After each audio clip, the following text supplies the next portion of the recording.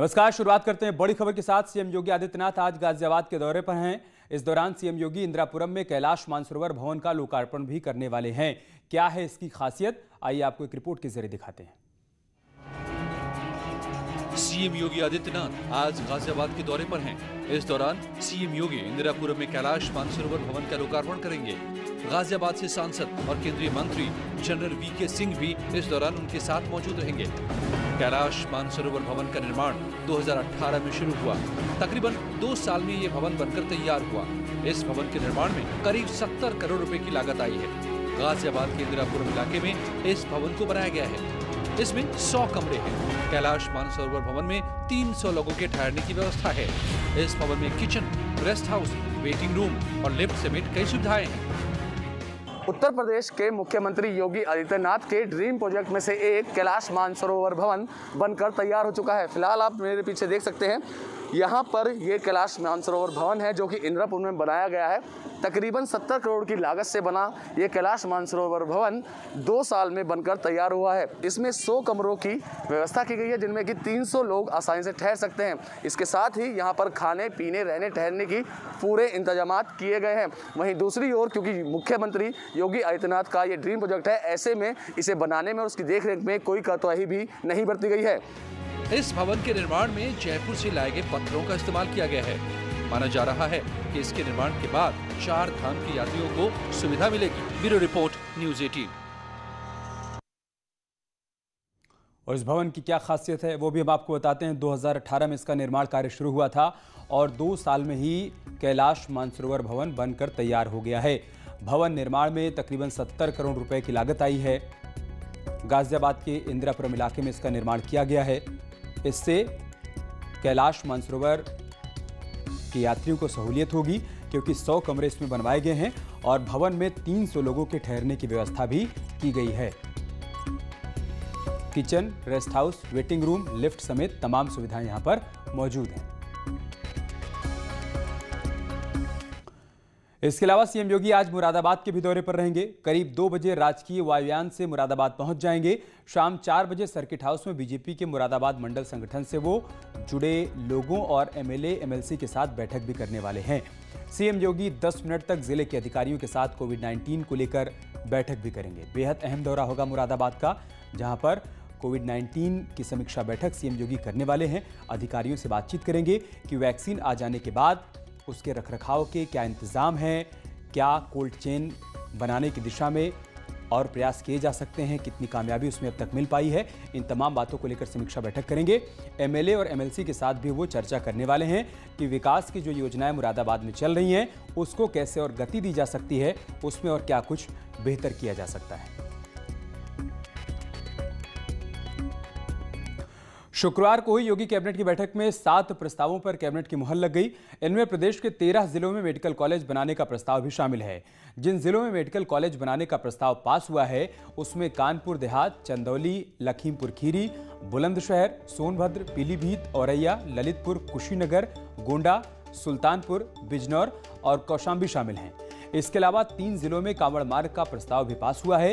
ये कांवड़ मार्ग मुजफ्फरनगर, मेरठ और गाजियाबाद में बनेगा और चौधरी चरण सिंह के नाम पर इसका नामकरण होना है।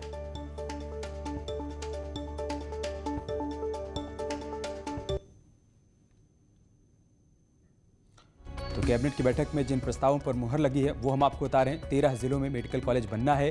कानपुर देहात, चंदौली, लखीमपुर खीरी, बुलंदशहर, सोनभद्र, पीलीभीत के वो जिले हैं जहां पर मेडिकल कॉलेज बनाए जाएंगे।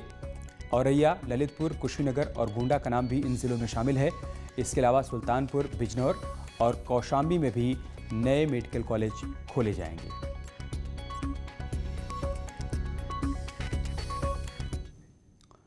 मुख्यमंत्री योगी आदित्यनाथ ने न्यूज़ 18 से खास बातचीत की है और किसानों के आंदोलन पर कहा है कि भोले भाले किसानों को बहलाया जा रहा है और किसानों के बहाने अराजकता फैलाने की कोशिश हो रही है।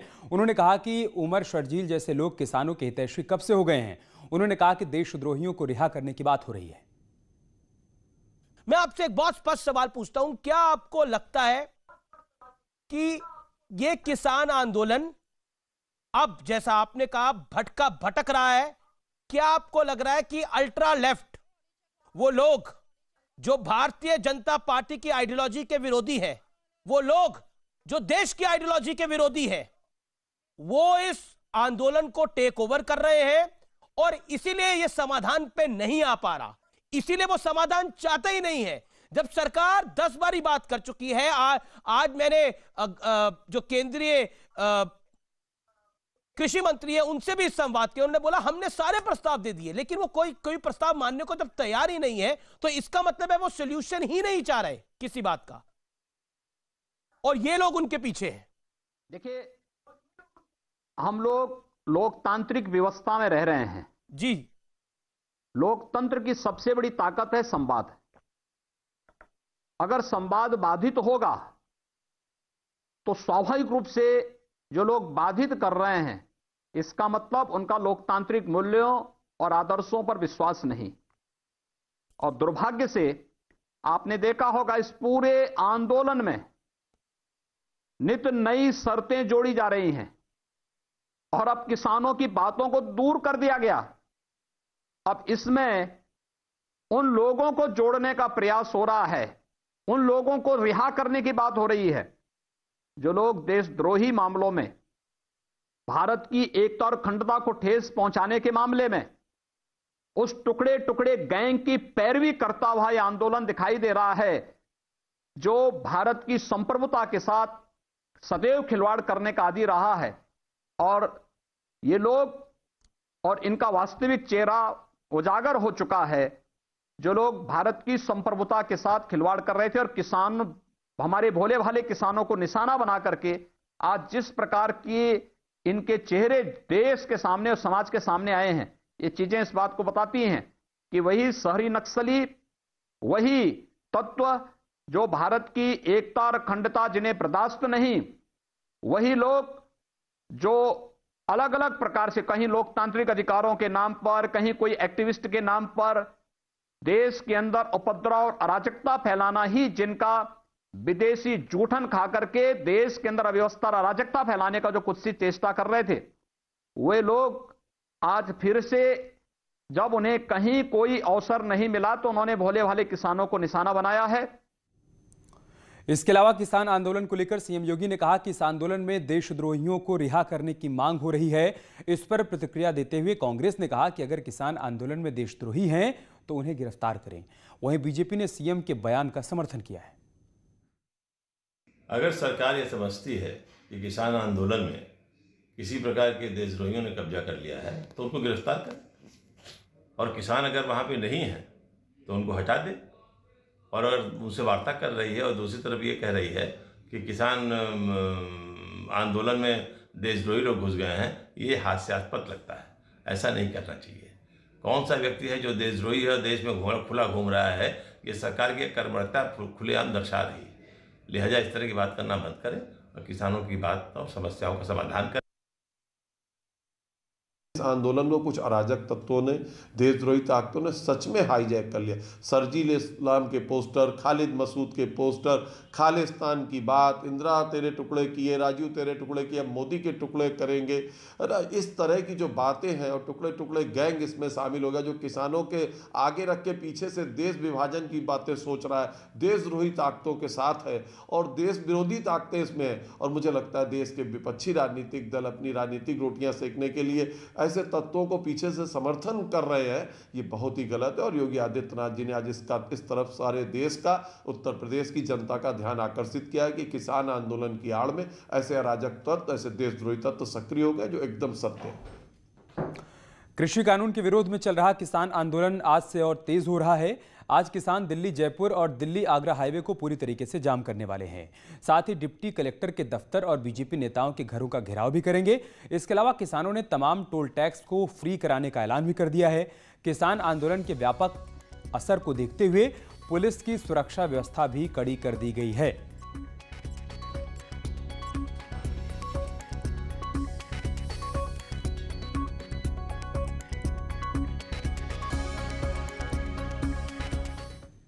मुख्यमंत्री योगी आदित्यनाथ ने न्यूज 18 से खास बातचीत में यूपी में लव जिहाद के कानून पर कहा है कि कानून छल, छद्म और धोखे से किए जाने वाले काम को रोकने वाला है। एक आप कानून लेकर आए लव जिहाद का, उसको लेकर पूरे देश में सवाल खड़े हो गए। हालांकि आपके कानून को देखते हुए हरियाणा के गृह मंत्री ने बोला योगी आदित्यनाथ जिंदाबाद, अनिल विज ने बोला योगी आदित्यनाथ जिंदाबाद, और एमपी के गृह मंत्री भी कह रहे थे कि हम कानून को फॉलो कर सकते हैं। मैं आपसे जानना चाहता हूं, उसको कांग्रेस हो या समाजवादी पार्टी, वो कह रही है कि लोगों के प्यार पे भी पहरा बिठाना चाहते हैं योगी आदित्यनाथ, और एक लुटियंस लॉबी है वो तो एकदम आपके खिलाफ लग गई है, पूरी दिल्ली से लेकर मुंबई तक। वो कह रही है योगी आदित्यनाथ पता नहीं क्या करना चाह रहे हैं। देखिए, जो जनहित में होगा, प्रदेश हित में होगा, देश हित में होगा, हम वही करेंगे। लव के नाम पर जिहाद नहीं हो सकता। प्यार ये भारतीय परंपरा और संस्कृति का एक अभिन्न पार्ट है, और अलग अलग परिस्थिति में अलग अलग तरीके से उसको व्यक्त करने का भी एक माध्यम होता है।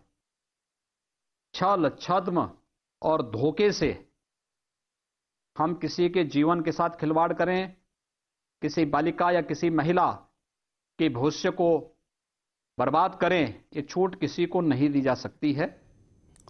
हालांकि यूपी में बने लव जिहाद कानून को इलाहाबाद हाईकोर्ट में चुनौती भी दी गई है।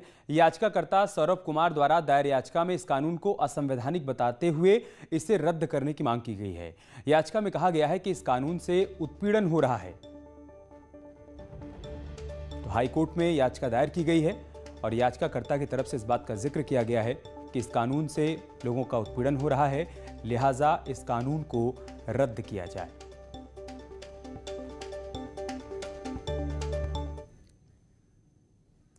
और आज आईएमए की पासिंग आउट परेड होने जा रही है। इससे पहले कल आईएमए की ऐतिहासिक चैटवुड बिल्डिंग के सामने साउंड एंड लाइट शो का आयोजन किया गया। आपको बता दें कि आज देश को 325 सैन्य अधिकारी मिलने वाले हैं, जबकि 9 मित्र देशों के 70 जेंटलमैन कैडेट्स पास आउट होंगे। सबसे ज्यादा उत्तर प्रदेश के 50 कैडेट्स पास होंगे। उत्तराखंड के भी 24 जेंटलमैन कैडेट्स आज पास आउट होने वाले हैं। वहीं अफगानिस्तान के 41, भूटान के 17 जेंटलमैन कैडेट्स भी अधिकारी बन जाएंगे। आईएमए देहरादून में आज होने जा रही पासिंग आउट परेड की सुरक्षा के मद्देनजर पुलिस ने अपनी तैयारियां भी मुकम्मल कर ली हैं। पासिंग आउट परेड को देखते हुए कई रूट डाइवर्ट भी किए गए हैं।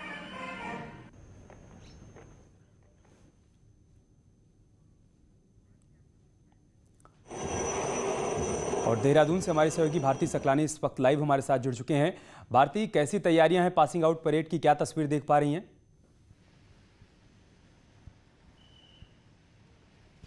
देखिए, फिलहाल तो जीरो जोन किया जा रहा है आईएमए के आसपास का जो लगा हुआ एरिया है, और यहाँ पर पुलिस टीम पहुँच चुकी है। इसके अलावा जो आर्मी के जवान हैं वो यहाँ पर पहुँच चुके हैं, और इस पूरे एरिया को जीरो जोन में कन्वर्ट किया जा रहा है। 8 बजे से पहले ही यहाँ पर एंट्री दी जा रही है, और किस तरह की तैयारियां हैं मैं चाहूँगी कि वो आप यहाँ पर देख लीजिए कि सभी लोग पूरी तरह से एक्टिव यहाँ पर नजर आ रहे हैं। रूट डाइवर्जन की जब हमने बात की थी तो वो भी मैं बता दूं अमित यहाँ पर कि जितने भी बल्लूपुर से आने वाले यातायात है उनको रांगणवाला चौकी के पास जो है वो डाइवर्ट कर दिया गया है, और वहीं इसी एरिया पे मैं खड़ी हुई हूँ। मिट्टी बेरी के लिए ये रोड जाती है और यहाँ पर पूरा डाइवर्जन इस एरिया को कर दिया गया है। फिर विकास नगर की ओर जो जाने वाली गाड़ियां हैं उनको हरबटपुर चौक से धर्मावाला चौक की ओर डाइवर्ट किया गया है।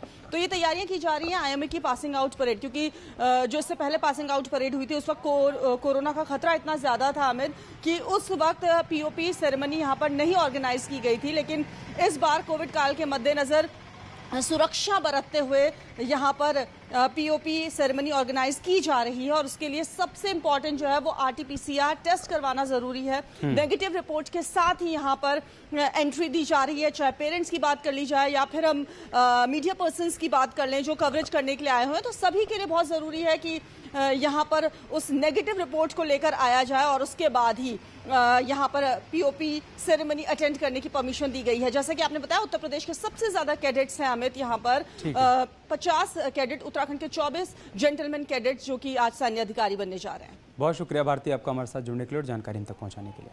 यहाँ रुक रहे एक छोटे से ब्रेक के लिए, जल्द लौटेंगे कुछ और खबरों के साथ।